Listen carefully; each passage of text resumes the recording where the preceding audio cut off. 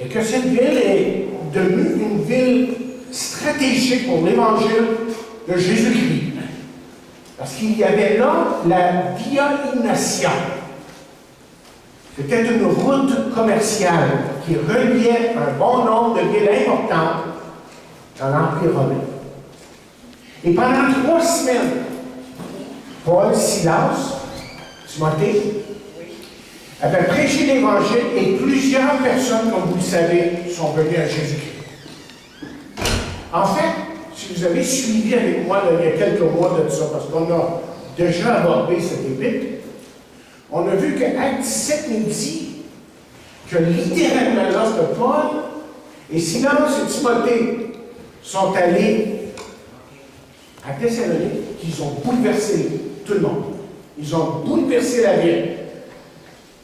Et ensuite est venue la persécution. Et cette persécution était à un point tel que Paul, vous vous rappelez, a dû quitter la ville. Puis, Paul nous dit la parole de Dieu, si on suit le déroulement des choses, Paul alla à Athènes, se demandant si les chrétiens dans cette nouvelle église, vous voyez, tiendraient le coup à cause de la persécution qu'ils subissaient. Et dans les versets que nous venons de lire, Paul parle ici de la foi de ces jeunes chrétiens et de sa joie de savoir d'apprendre qu'ils tenaient bon. En fait, 5 fois, il parle de leur foi. Si vous suivez avec moi verset 2, il est dit là qu'il veut les affermir et les exhorter au sujet de leur foi. Au verset 5, il veut s'informer de leur foi parce qu'il craint que le tentateur les ait découragés. Au verset 6, il reçoit de bonnes nouvelles concernant leur foi. Au verset 7, il est consolé par leur foi. Et au verset 10, en parlant de leur foi, il prie pour qu'ils puissent aller les voir pour compléter ce qui manque à leur foi. Et chers amis, un des plus grands besoins dans l'Église aujourd'hui même, en 2018, c'est d'avoir des chrétiens qui sont vraiment spirituels et authentiques.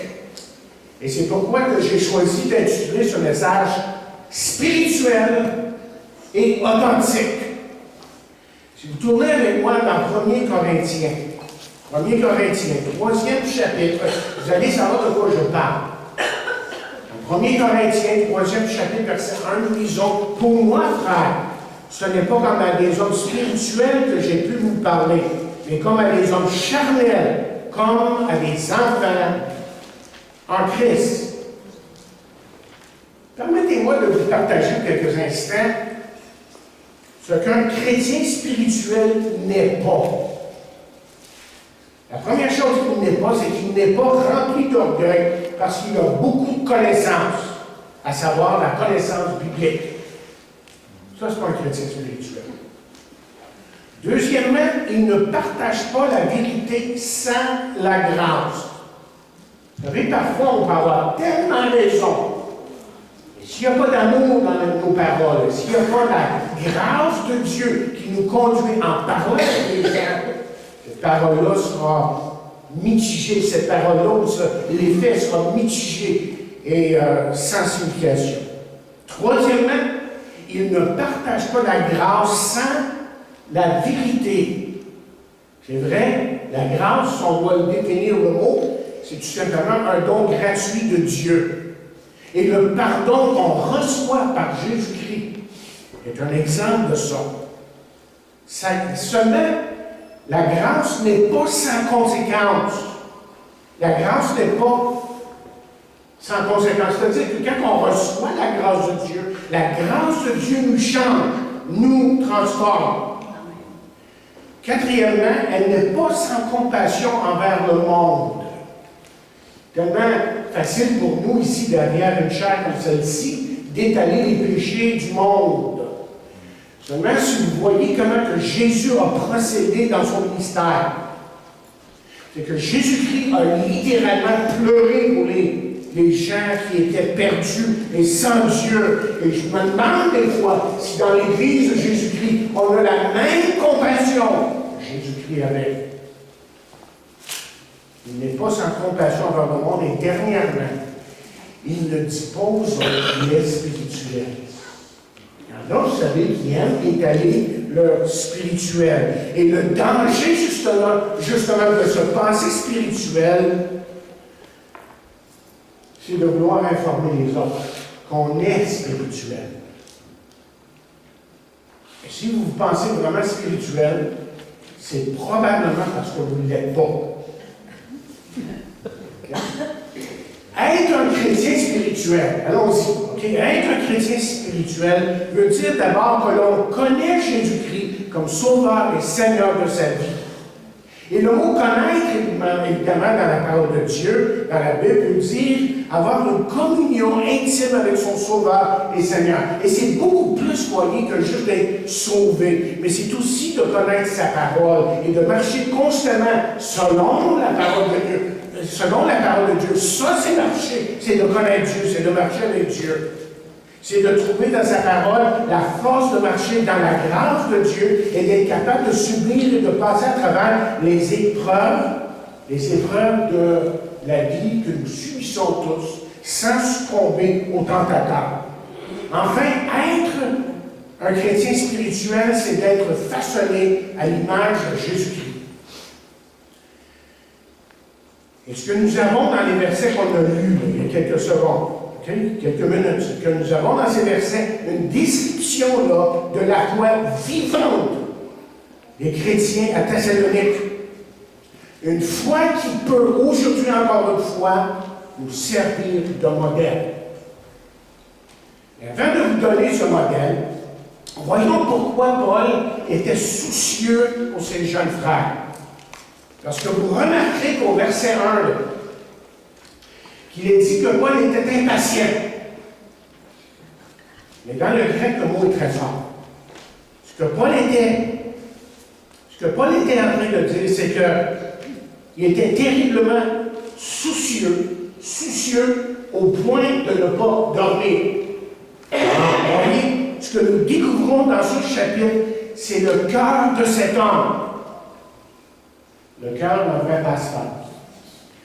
Il s'inquiétait vivement pour ces jeunes croyants, et avec raison.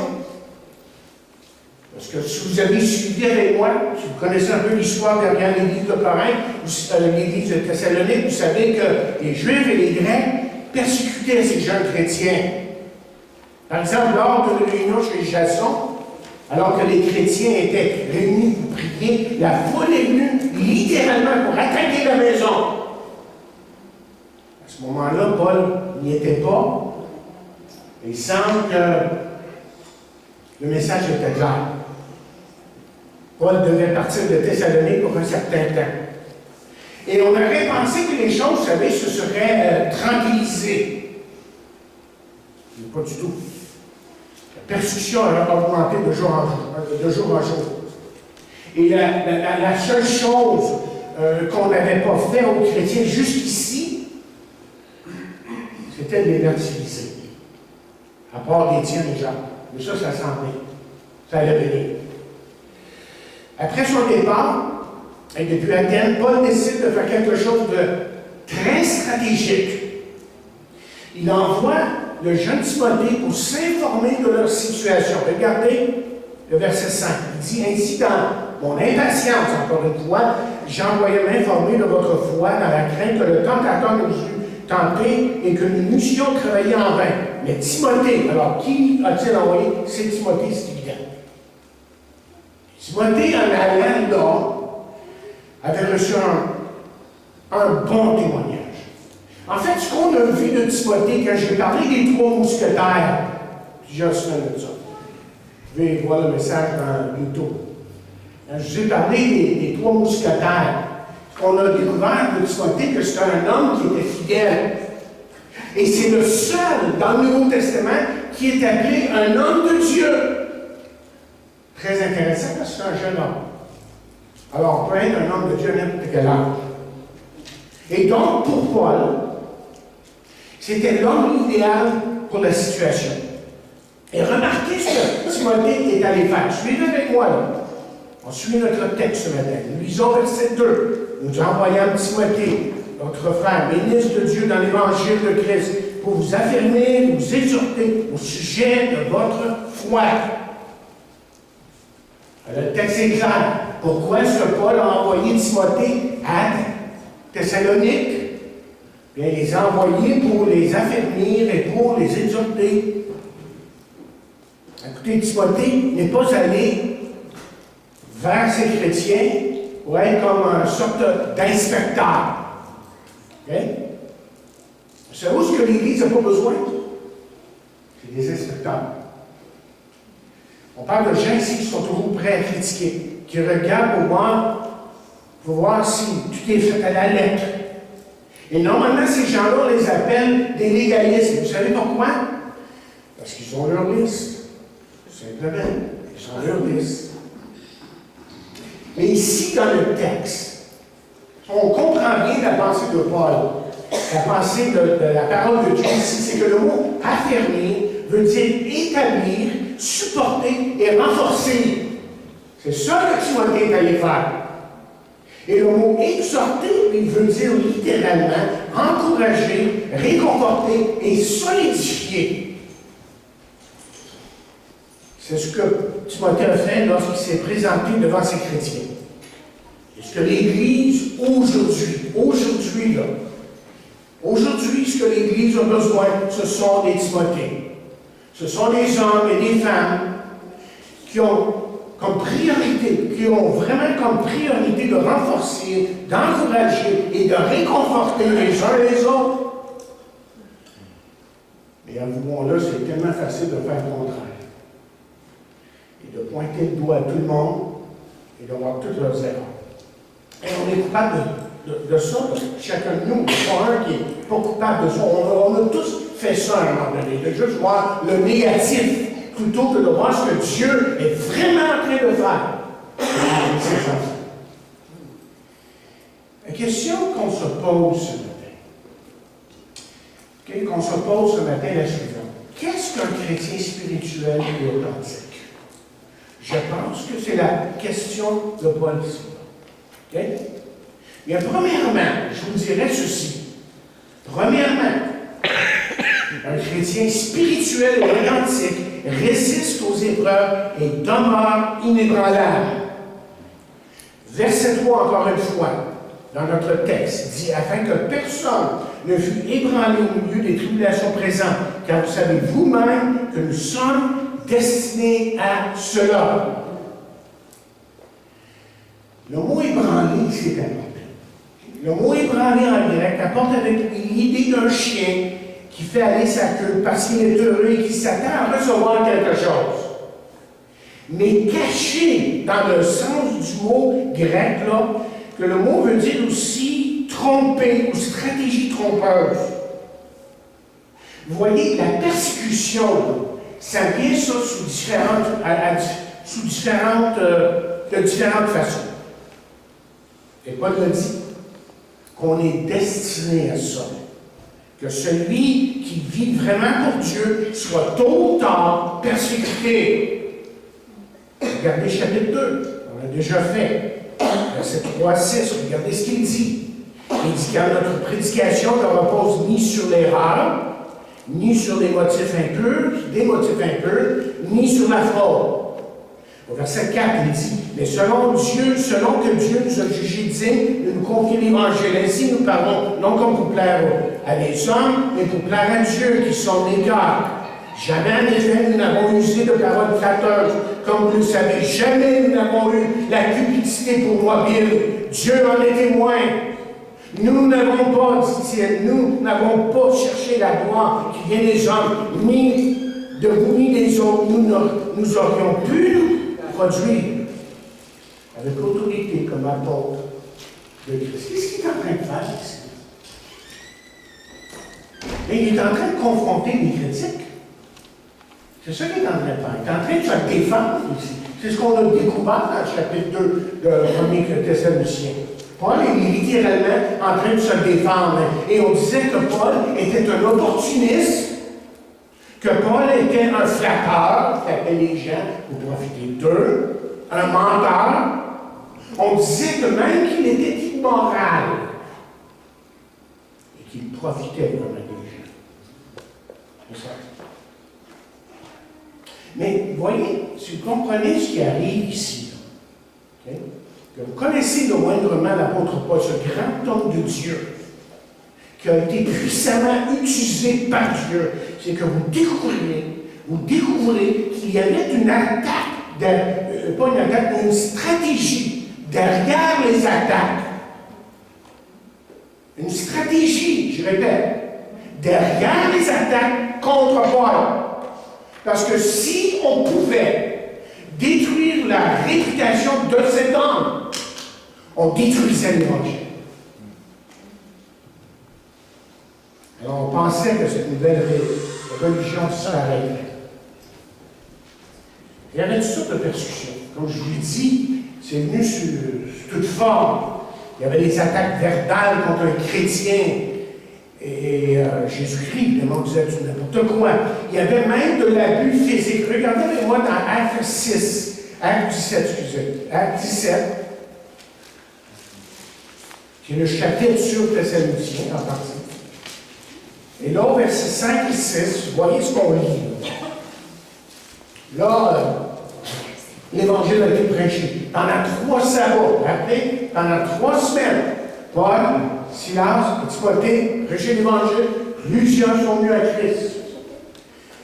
Verset 5, voici ce que nous lisons. Mais les Juifs, jaloux, prirent avec eux quelques méchants hommes de la populace, provoquèrent des attroupements.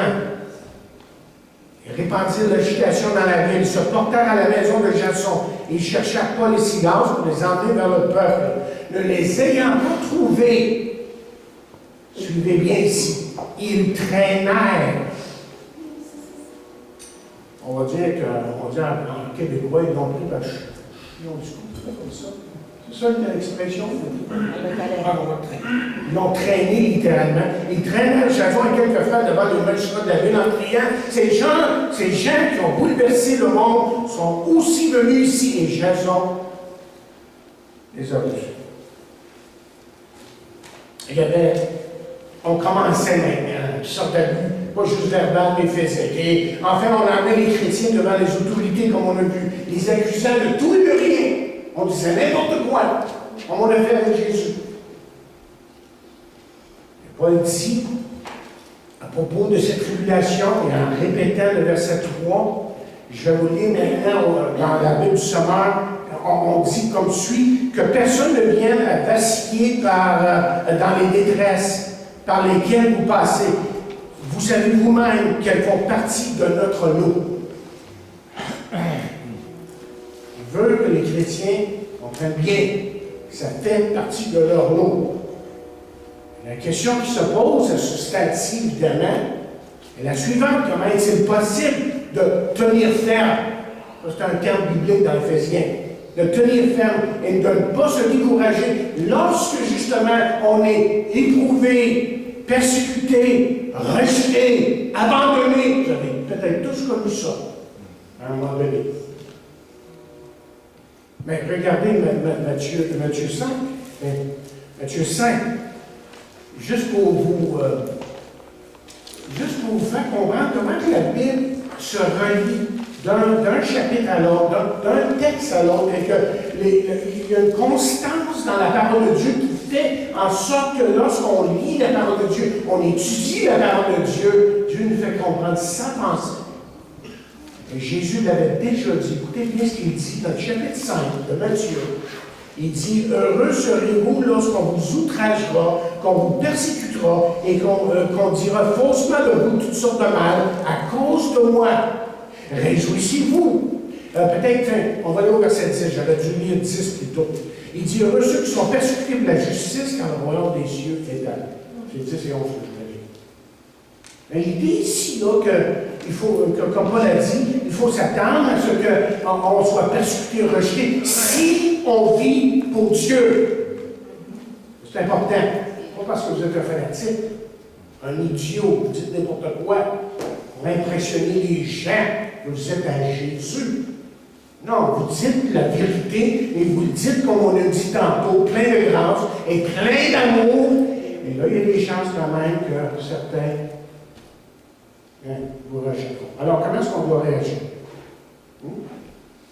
Comment est-ce qu'on peut faire face à ces épreuves? Il faut savoir certaines choses. Vous savez, si la parole de Dieu nous a été donnée, c'est pour qu'on ait une connaissance de certaines choses. Première chose, c'est que Dieu veut que nous apprenions à le connaître, lui, en tant que Dieu. Et il y a un seul Dieu, le Dieu de la Bible.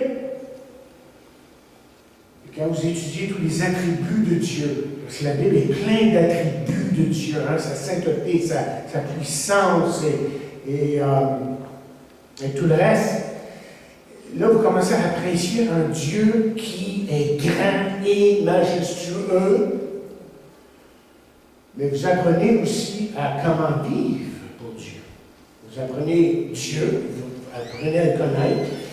Mais ce qui va de faire, évidemment, c'est qu'on apprend à vivre pour Dieu. OK. Il faut savoir certaines choses. La première chose qu'il faut savoir, c'est que le chrétien a un rendez-vous avec la persécution. Le chrétien a d'abord un rendez-vous avec la persécution. Regardez encore une fois le verset 4. Suivez avec moi, le verset 4. Il dit, et lorsque nous étions auprès de vous, nous vous annoncions d'avance que nous serions exposés à des tribulations, comme cela est arrivé. Et comme vous le savez, ce que Jésus a dit, heureux ceux qui sont persécutés, là, Paul est en train de le rejoindre, en train de dire, hey, vous allez être persécutés. Notre Sauveur, le Seigneur Jésus-Christ, le dit. Et là, je vous le confirme, parce qu'on est dedans. On est dedans. On est dedans. Et qu'est-ce que 2 Timothée 3,12 dit? Et cette semaine, je suis allé pour mon traitement de ostéopathe.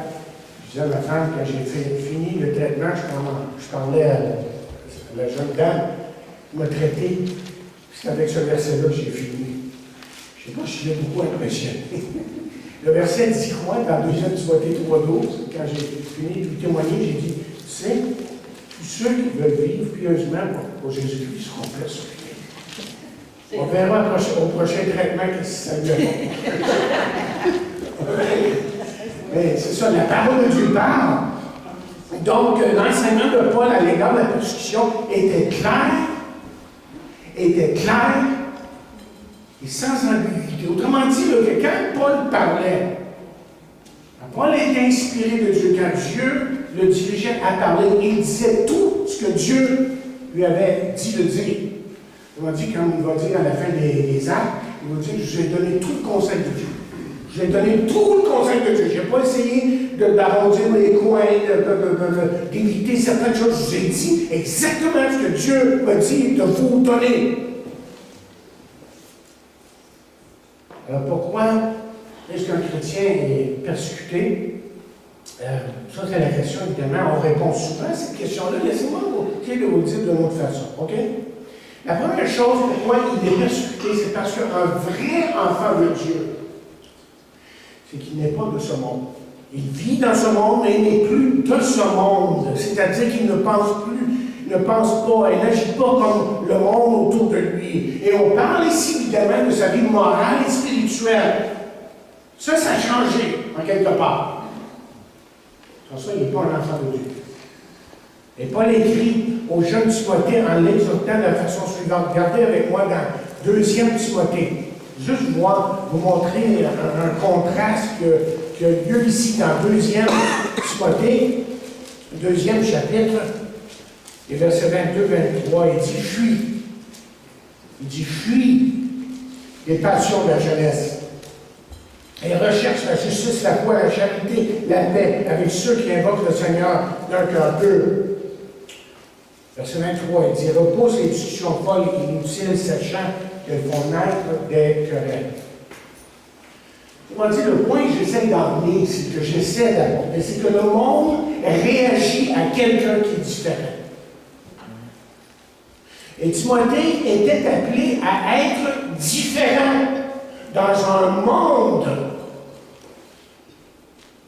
qui ne connaissait pas le Dieu de Timothée. Jésus a dit ceci un jour, Jean 14, verset 19, il dit, Jean 15, excusez, 19, il dit, si vous étiez du monde, le monde aimerait ce qui est à lui. Est-ce que vous avez saisi, non? Si vous étiez du monde, le monde aimerait ce qui est à lui. Vous aimerez, ça n'a aucun problème. Mais parce que vous n'êtes pas du monde, vous n'êtes pas comme eux, et que je vous ai choisi du milieu du monde à cause de ce que le monde vous... Le mot n'est pas trop fort, mais oui. C'est ça qui est dit. Mais non seulement est-ce qu'on est persécuté parce que, comme on a dit, on n'est pas dans le monde, ou de ce monde, on est dans le monde, mais pas de ce monde. Il y a une différence. On est encore là. Okay? C'est parce qu'on est mort au péché. Okay?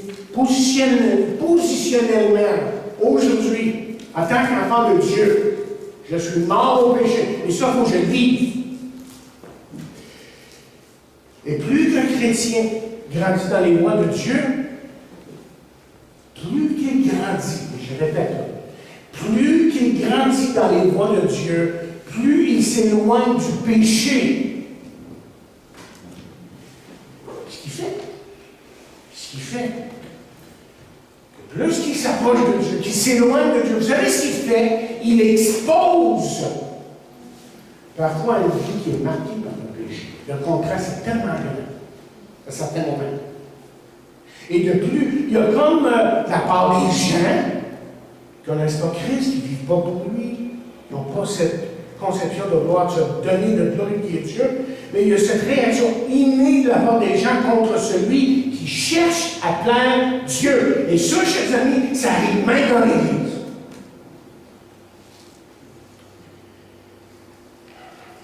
Jésus a dit ceci dans Jean 15, verset 22. Il a dit, si je n'étais pas venu et que je ne leur eusse point parlé, ils n'auraient pas de péché. Mais maintenant, ils n'ont aucune excuse. Ils n'ont aucune excuse de leur péché. Jésus avait dévoilé les cas. Il leur avait montré exactement ce qu'il en était dans leur vie. Et ils n'ont pas tous bien réagi à ça. Je peux vous dire ça. OK, mais troisièmement, pourquoi est-ce qu'on est persécuté? Bien, je vous dirais ceci. On pourrait faire une liste de 10, 15 raisons, évidemment, mais celles-ci m'ont attiré. C'est parce que le monde ne connaît pas Dieu ni Jésus-Christ, que même leur conception de Dieu, de Jésus-Christ, est différente de celle du chrétien. Vous savez, Jésus, ce n'est pas juste un fait imaginaire. Jésus a été vraiment une personne historique qui a vécu dans notre monde en tant qu'homme. On l'a vu, on l'a mangé avec lui, on l'a entendu. Et ses paroles ont changé les gens et continuent à changer les gens. Aujourd'hui, pour bien des gens, le Dieu de ce monde, c'est l'argent, évidemment. Une carrière et même le plaisir. On a fait des recherches à certains moments pour des sites dans le sud. Puis, il y a littéralement des places où c'est vendu comme ça, le plaisir. Vous allez avoir du plaisir. C'est du hédonisme qu'on appelle ça. Je ne me trompe pas, je n'ai pas regardé, mais ça me vient à l'esprit. Tu sais, c'est de vivre n'importe comment, et dire n'importe comment, et se laisser aller, puis tout est correct. Ce qui fait que le monde s'est inventé pour se sécuriser. Un sorte de papa gâteau, un Dieu papa gâteau. C'est un Dieu, vous voyez, qui répond à tous leurs besoins personnels et égoïstes. Je veux ton donne-moi-le.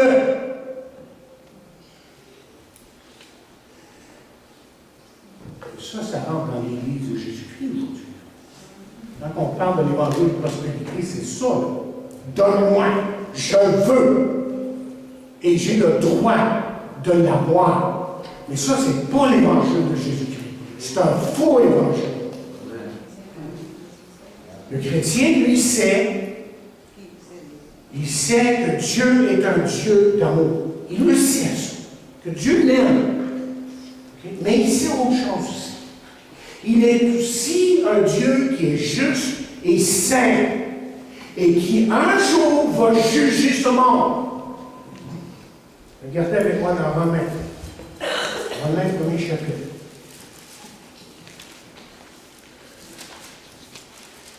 Romains, premier chapitre. Verset 18. La colère de Dieu, ça commence comme ça. On ne parle pas souvent de la colère de Dieu. Hein? Dieu est amour, Dieu est bon, Dieu est si. Ah, il est tellement merveilleux. Dieu est bon. La colère de Dieu, wow. OK. Un autre aspect de Dieu qui est dans la parole. Il dit la colère de Dieu se révèle du ciel contre toute impiété et toute injustice des hommes qui retiennent injustement la vérité captive. Car ce qu'on peut connaître de Dieu est manifeste pour eux, Dieu le leur ayant fait connaître. Dieu dit, voici les cieux, le ciel, les étoiles, le soleil, et tout le reste. Et vous savez, dans le fond, vous-même, que je suis là. Mais vous avez fermé la porte. Et la colère de Dieu se révèle. Et dans 1 Thessaloniciens, vous rappelez ce que j'ai dit au début, que dans chaque chapitre, il est question de l'avènement de Jésus-Christ et même de sa colère. Pensez-vous qu'aujourd'hui, ça, c'est un message populaire? Pensez-vous que si je parlerais de ça, de temps en temps, que ça serait acceptable? Parce que vous voyez, la plupart des gens, même dans l'Église aujourd'hui, pensent que tout va s'arranger, que tout va être correct comme ça, sans tenir compte des exigences de Dieu. Essayez, comme je dis, essayez de gagner un concours de popularité en montrant par la parole de Dieu que ça, c'est un faux raisonnement. Et qu'il y a un jour de jugement qui s'en vient. Et qui est là. Faites juste, prenez le temps de lire l'Apocalypse. C'est ça. Dieu va avoir le dernier mot. En fin de compte. Et comme j'ai dit, si on parle de ça, on peut se faire passer pour des étroits, pour des fanatiques, même par certains chrétiens. Mais encore une fois, Jésus a dit de son jour à ses disciples et à d'autres qui l'écoutaient, il a dit ceci, je vous excluront des synagogues. Il ne faut pas être surpris. Ils vous excluront des synagogues et même leur bien ou quiconque vous fera mourir croira rendre un culte à Dieu.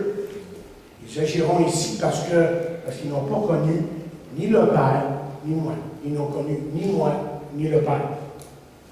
En fin de compte, vous voyez, ce qui est important pour un enfant de Dieu, c'est de saisir, de comprendre ces choses que je viens de vous partager là, afin de ne pas être ébranlé.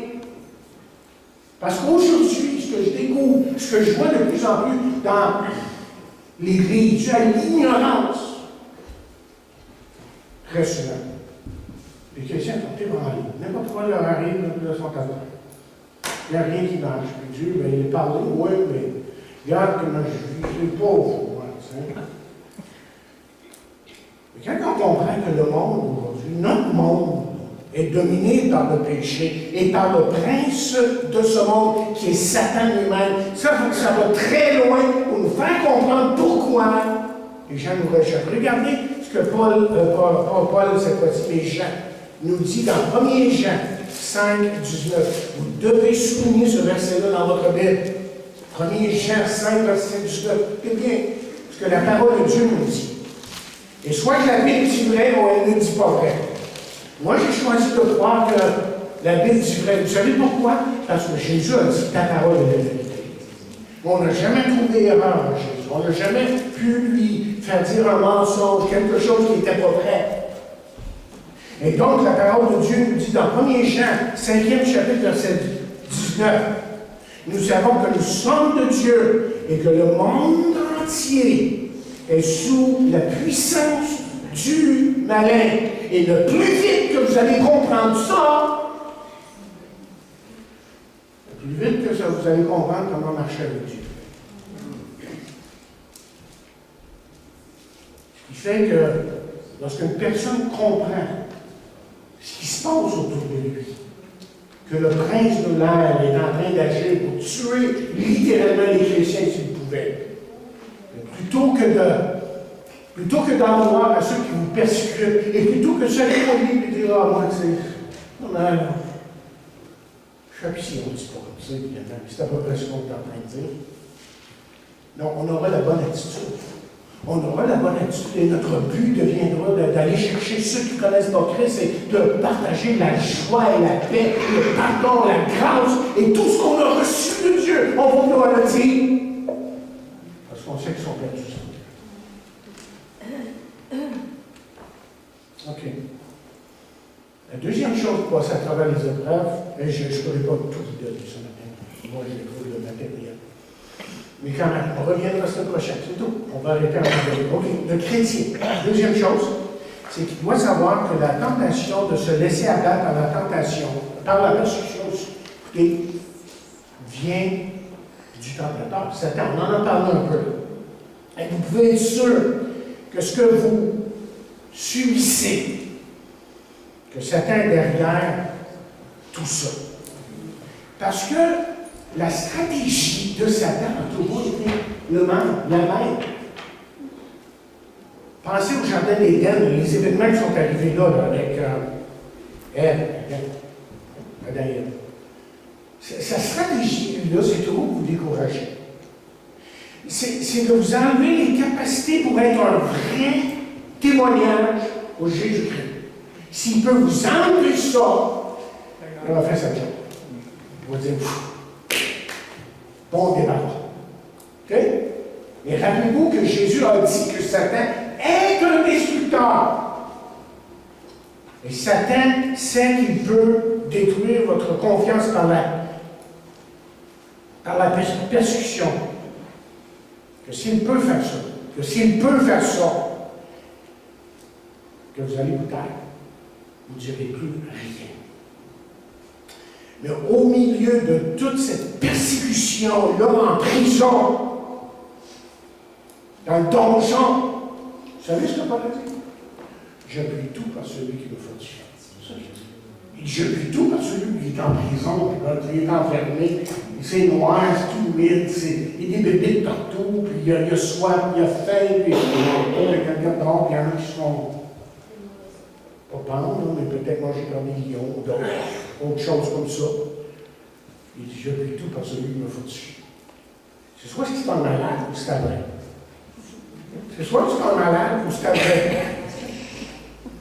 Troisième raison pourquoi on est persécuté, c'est que le chrétien doit comprendre que son travail n'est jamais en vain. Quand on comprend ça, là, on va passer beaucoup plus facilement, autrement dit, à travers la persécution. Si vous êtes son enfant ce matin, si vous êtes son enfant, c'est parce que vous avez reconnu, si vous voulez, l'importance primordiale du sacrifice de Jésus-Christ sur la croix. Et la seule façon que vous pouvez être sauvé, être un enfant de Dieu, c'est de passer par la croix de Jésus. Et l'apôtre Paul a dit, ce que je veux savoir de vous, c'est nul autre que la croix et la croix du Calvaire. Parce que sur la croix, Jésus a pardonné nos péchés, il a ouvert les écluses des cieux. Et en plus, la Bible ajoute, une fois qu'on devient ses enfants, que nous avons toute bénédiction spirituelle en lui. Je n'ai pas envie de chercher. Seigneur, donne-moi, il dit, je te l'ai donné. Veux-tu en profiter? Arrête de demander, puis profite-en. J'ai tout en Jésus-Christ. C'est sûr qu'on peut demander, là, parce qu'on est des personnes qui demandent. Je ne dis pas qu'on ne peut pas dire, Seigneur, donne-nous. Bon, c'est du langage qu'on utilise, puis c'est utile. Ça nous aide à comprendre que ce qu'on a est merveilleux et grand. Nous avons toute bénédiction en lui, toute bénédiction spirituelle. Disons que le témoignage que quelqu'un nous a rendu un jour n'a pas été fait en vain, bien que les résultats n'ont pas été immédiats. Je ne sais pas si vous voyez où je m'en vais avec ça. Je ne sais pas si vous voyez où je m'en vais. Parfois, vivre pour Jésus-Christ, autrement dit, ou même témoigner, OK, semble apporter de très peu de résultats. Pas vrai, ça? OK? En parlant d'évangélisation, OK? Samedi matin, pour ne pas dire que c'est les foules qui rentrent dans l'église, et que les gens se mettent à genoux sur les trottoirs pour se repentir. J'ai déjà vu, quand j'étais beaucoup plus jeune, dans les parcs où on a chanté, ce qu'on a témoigné, j'ai déjà fait des appels où 50 personnes sont venues à Jésus. Je l'ai vu ça à plusieurs reprises. Ça peut arriver, mais ça n'arrive pas tous les jours. Mais Dieu contrôle de ça. Et Dieu peut faire de grandes choses encore. Il n'y a aucun doute. Mais écoutez, il y a toujours quelqu'un, malgré ce que vous pensez, il y a toujours quelqu'un qui vous regarde et qui examine vos paroles et gestes. Et lorsque justement qu'un chrétien se tient debout pour Jésus-Christ, les gens tôt ou tard vont en faire la remarque. Et vous savez quoi? Certains le remarqueront, non, n'auront aucun coup. Ah, ok, c'est un religieux, c'est un spirituel, il parle de Jésus. Il est born again. On entend ça des fois, télévision américaine. C'est un born again, on se moque de ça, hein? D'autres, justement, se moqueront de vous, mais d'autres, un jour, remercieront Dieu. Car malgré le rejet que vous avez senti, que vous avez vécu, vous avez persévéré pour Jésus-Christ, et c'est ça qui les emmène à Christ.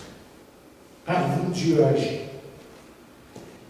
Ils vous ont vu souffrir, mais ils ont vu que vous n'avez jamais abandonné. Et ça, chers amis, c'est le résultat. Quand on parle de l'Église de Thessalonique, ce qu'on découvre ici, c'est une Église où le témoignage, où la foi était constante et inébranlable. Et c'est pour ça que d'autres sont venus à Christ. Mais si on est là, on vacille tout le temps, mais aujourd'hui c'était Jésus, le lendemain,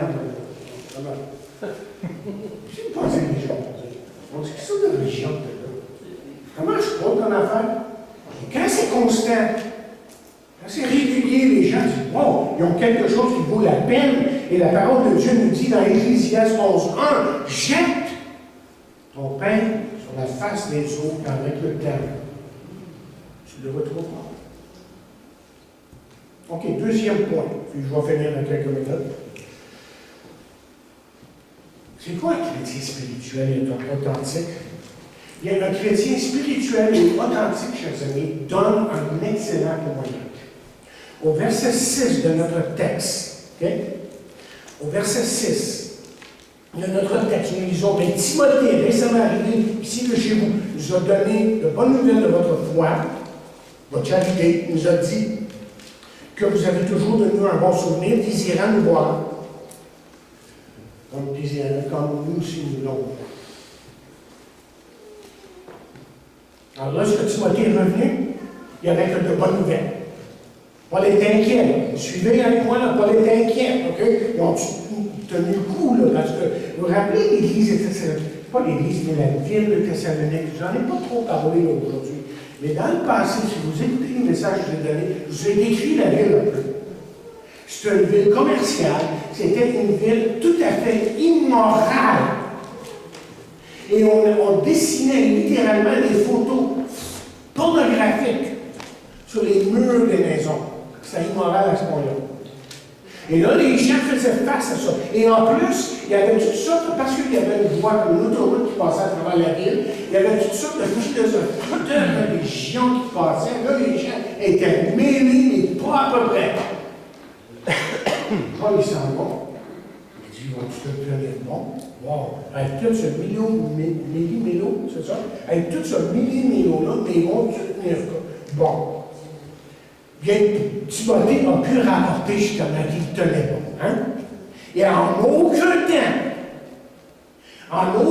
c'est le témoignage de Timothée, celui-ci. Okay? En aucun temps, est-ce que ces chrétiens n'avaient-ils compromis leur foi? Ils étaient hardis, ils étaient persévérants, à tel point que leur foi, chers amis, écoutez bien là, que leur foi explosait partout. Je veux dire, où tu prends ça, cette idée-là? Regardez chapitre 1, le 1er Thessaloniciens, verset 8. Je vous en ai parlé il y a quelques semaines. Il dit dans 1er Thessaloniciens, non seulement en effet la parole du Seigneur a retenti de chez vous, dans la Macédoine, dans l'Alcaïe, votre foi en Dieu s'est fait connaître en tout lieu, de telle manière qu'on n'a même pas le droit d'en parler. Le mot retentir veut dire explosion, veut dire un son qui fait des échos. Leur parole, leur vie parlait tellement que tout le monde en parlait, ils passaient par là, ils disaient, wow, qu'est-ce qui se passe dans cette église-là? C'est extraordinaire, c'est merveilleux. là, ben, tout le monde parlait d'eux, toutes les églises autour disaient, vous savez ce qui se passe à Thessalonique? Oui. On dit que personne, vous voyez, ne pouvait rester indifférent après avoir entendu le témoignage de ces chrétiens. Leur zèle, littéralement, était contagieux. Et ces jeunes chrétiens ici n'avaient rien abandonné, si ce n'est, verset 9 du premier chapitre, les idoles. Regardez ce qu'ils disent. Car on raconte dans notre sujet quel accès nous avons eu auprès de vous et comment vous avez été convertis à Dieu en abandonnant les idoles pour servir le Dieu vivant et vrai. Oui, ils avaient abandonné certaines choses, mais c'était les idoles. Et la foi, était vivante. Savez-vous quelle est la plus grande tragédie dans l'Église d'aujourd'hui? La foi de trop de chrétiens est comme morte. La foi de trop de chrétiens est comme morte. C'est amorphe. On dirait qu'ils sont trop neutres. Ça ne marche pas. Je connais une personne, il est nouveau, mais sa foi en Jésus, il est nouveau, il est transformé, il est rempli. La foi remplit son cœur et la puissance du Saint-Esprit agit dans sa vie. Mais tout d'un coup, à cause d'innombrables choses qui arrivent dans sa vie, sa foi tombe au neutre. Et après 45 années de ministère, chers amis, j'en ai vu les choses. J'en ai vu les choses. Ces gens-là ne partagent plus. La joie disparue et les choses de Dieu l'intéressent plus ou moins, non seulement de son vraiment sauvé. C'est sûr, la première question que je me demande. Mais comment avoir une foi vivante? Vous demandez? Bien, c'est simple. On pourrait chercher le médicament à 14 heures. La Bible parle clairement. Elle dit, dans Actes 2, 42, il persévérait dans l'enseignement des apôtres, dans la communion fraternelle, dans la fraction du pain et dans les prières. Je termine avec ceci. Je ne pourrais pas vous donner tout ça. Vous connaissez trop bien l'illustration, mais je l'utilise ce matin pour faire le point. Prenez un charbon d'un brasier ou de feu et mettez-le seul. Un charbon, mettez-le seul. Vous savez ce qui arrive, hein? C'est bien simple. Vous allez voir qu'il va s'éteindre 10 fois plus vite que le reste. Et un chrétien qui a une foi qui vacille est un chrétien qui s'éloigne de Dieu.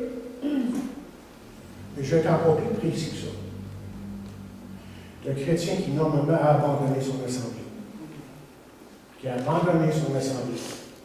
Il a cessé de lire la parole de Dieu. Ne prie plus vraiment et évite la communion fraternelle. Et si c'est le cas, s'il a abandonné la communion fraternelle, je vous montrerai un chrétien qui n'a vraiment pas aucun zèle pour les choses de Dieu, qui n'a pas une vision qui vient de Dieu, qui a peu d'amour pour ses frères et sœurs, et qui aussi, une chose que j'ai observée à travers les années, quand les gens délaissent leur assemblée, c'est que là, il y a comme une sorte de déséquilibre qui se produit dans leur vie, dans leur connaissance biblique et les choses spirituelles. Vous les entendez parler de quelque chose qu'il ne faut pas. Il y a un raisonnement qu'il faut. Et vous savez pourquoi? Parce que c'est dans l'église locale qu'on est corrigé. Malgré tous les défauts qu'on peut imputer à une église locale, c'est dans l'église qu'on est corrigé. Là, quand quelqu'un commence à dévier, commence à dire des choses qui ne tiennent pas, puis si vous pensez que je vais faire, moi, je vais aller les voir et dire, hey, as-tu pensé à ça?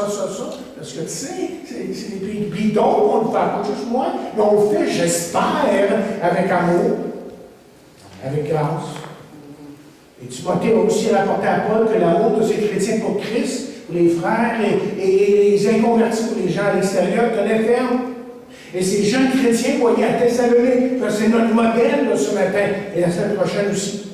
Ces jeunes chrétiens s'entraidaient par amour les uns pour les autres. Et ils avaient compris. Ils avaient saisi. Pas juste compris. On peut le comprendre, ça on ne saisit pas comme notre affaire.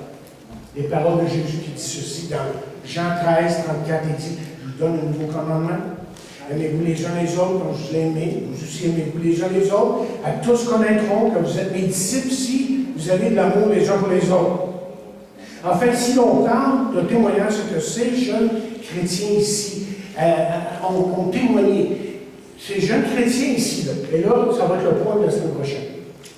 Ces jeunes chrétiens ont témoigné une vive affection pour leur pasteur, Paul. Et la semaine prochaine, ce que nous allons voir, c'est de voir jusqu'à quel point là que c'était important pour Paul, ça. C'était extrêmement important pour lui, ce que ces gens-là faisaient. Et c'est pour ça qu'il avait tellement hâte de les voir. Donc, permettez-moi de vous dire que ces chrétiens avaient un témoignage qui était dynamique, vivant, et le résultat, c'est tout ce que je vous ai partagé. Ils avaient une foi qui a fait face à une opposition qui était sévère parfois, une foi qui a vraiment démontré que dans le quotidien, que l'amour de Dieu les conditionnait, les dirigeait dans toutes les circonstances de leur vie. Mais c'était aussi une foi qui se souciait des autres. Pas juste d'eux-mêmes, qui affectionnaient une nouvelle foi, une communion avec leur pasteur, Paul. On va voir ça la semaine prochaine. Que Dieu nous aide à comprendre sa parole ce matin et à laisser Dieu nous remplir de son amour.